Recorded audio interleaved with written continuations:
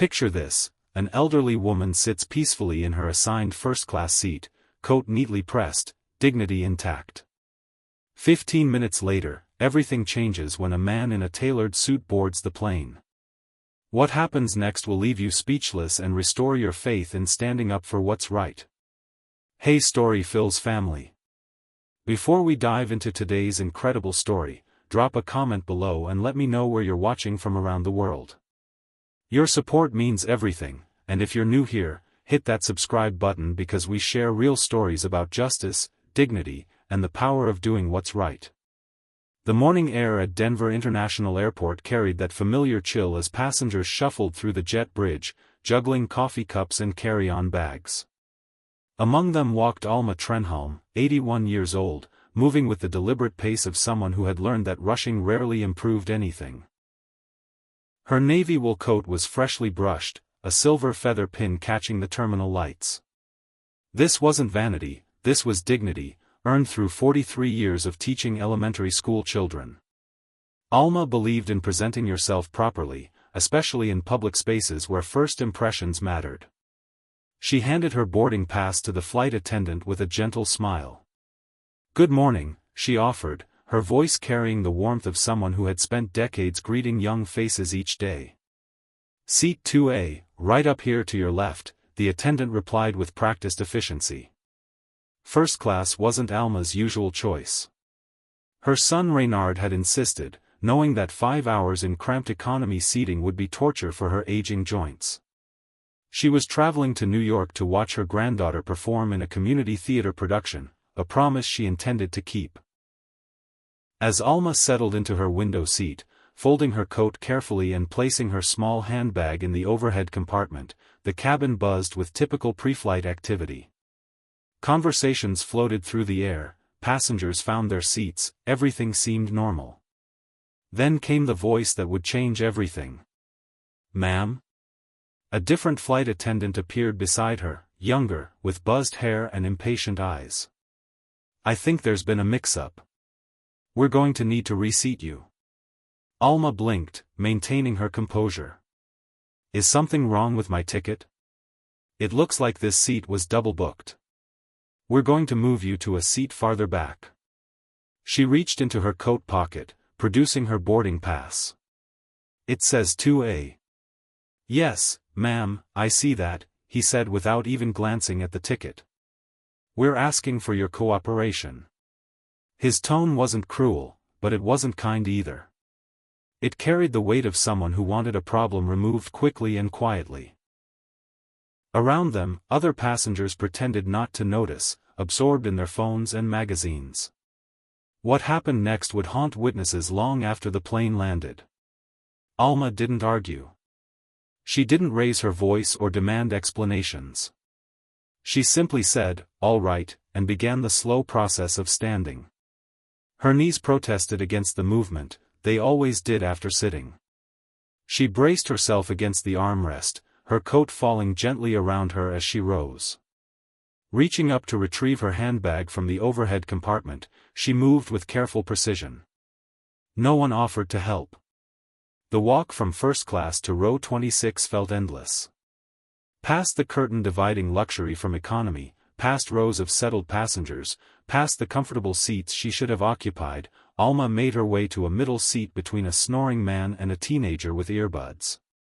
Row 26, middle seat. The space was cramped, the armrests too low, her knees pressed uncomfortably against the seat in front. She struggled briefly with the seatbelt, then gave up and folded her hands in her lap.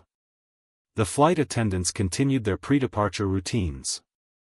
No one checked if she was comfortable. No one offered water or assistance.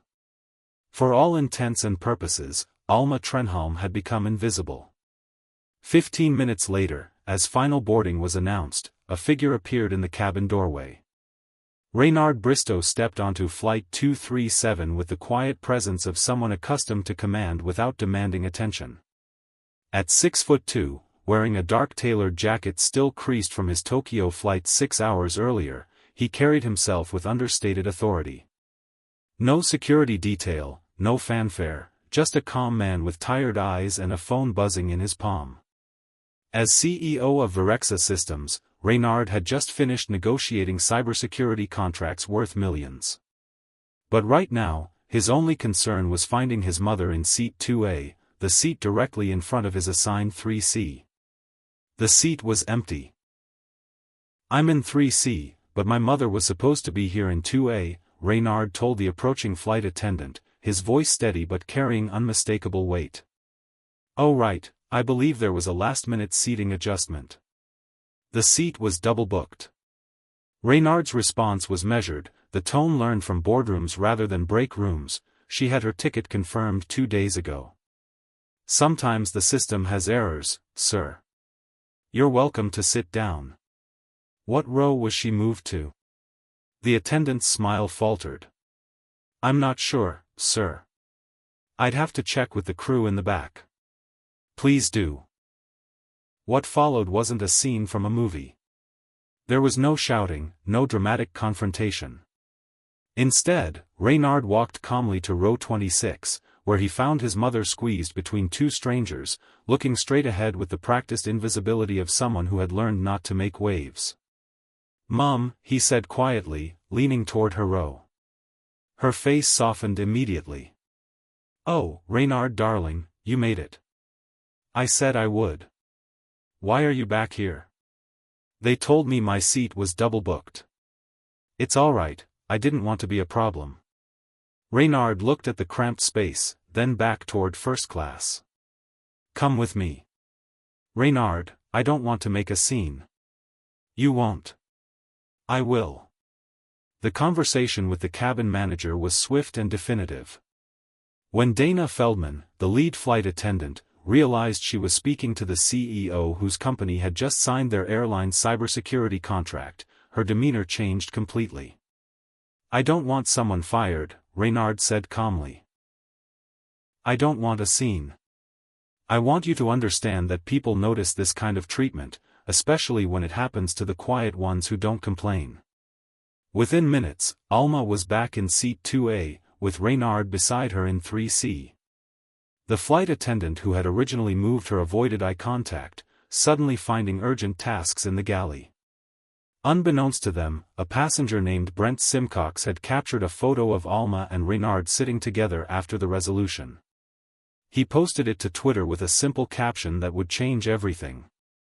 An 81-year-old woman was bumped from her first-class seat like she didn't matter, until the man she raised walked on board and made the airline rethink everything. By the time their plane was 30 minutes into the air, the post had been shared thousands of times. By landing, it had gone viral, sparking a national conversation about dignity, respect, and who deserves to be seen. Reynard's eventual LinkedIn response captured what many felt but couldn't articulate. "My mother mattered before I boarded that plane. She mattered when she checked in. She mattered when she taught second grade for 4 decades. This isn't about outrage, it's about who we decide deserves comfort and kindness when no one's watching." The story became more than just an airline incident. It became a mirror reflecting how society treats its most vulnerable members, and a reminder that sometimes the quietest voices carry the most important messages. Alma never sought fame or revenge. She just wanted the seat she had been assigned.